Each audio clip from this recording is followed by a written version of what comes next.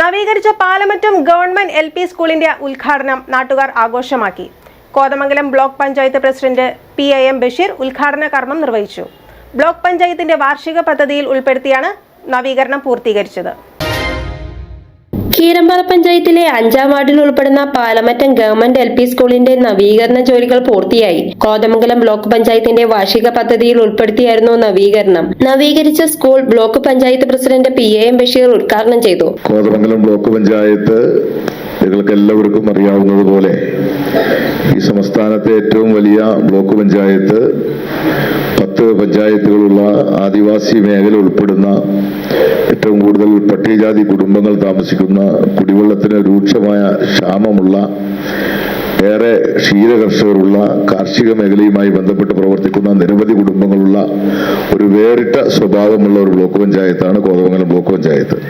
കുടിവെള്ളത്തിന് നിരവധി പ്രതിസന്ധികളുള്ള ഈ ഡിവിഷനിൽ ബ്ലോക്ക് പഞ്ചായത്തിന്റെ ഡിവിഷൻ അംഗം എന്ന നിലയിൽ നിരവധി കുടിവെള്ള പദ്ധതികൾക്കാണ് ഇവിടെ തുടക്കം കുറിച്ച് അവസാന ഘട്ടത്തിൽ നടക്കുന്നത്.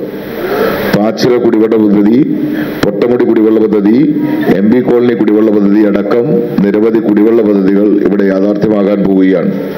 ഏറ്റവും കൂടുതൽ പട്ടികജാതി കുടുംബങ്ങൾ താമസിക്കുന്ന ഫീസിബിളായ കോളനികളുള്ള ഈ ബ്ലോക്ക് പഞ്ചായത്തിന്റെ ഡിവിഷനിൽ Varikkanikkal SC colony, Muttathukandam SC colony, Kooppara SC colony, Erupuram SC colony, ഈ 4 കോളനികളും കഴിഞ്ഞ 4 വർഷക്കാലമായി നിരവധി പ്രവർത്തനങ്ങൾ നടക്കുകയാണ്. കീരമ്പാറ പഞ്ചായത്ത് പ്രസിഡന്റ് ഗോപി മുട്ടത്ത് അധ്യക്ഷത വഹിച്ചു.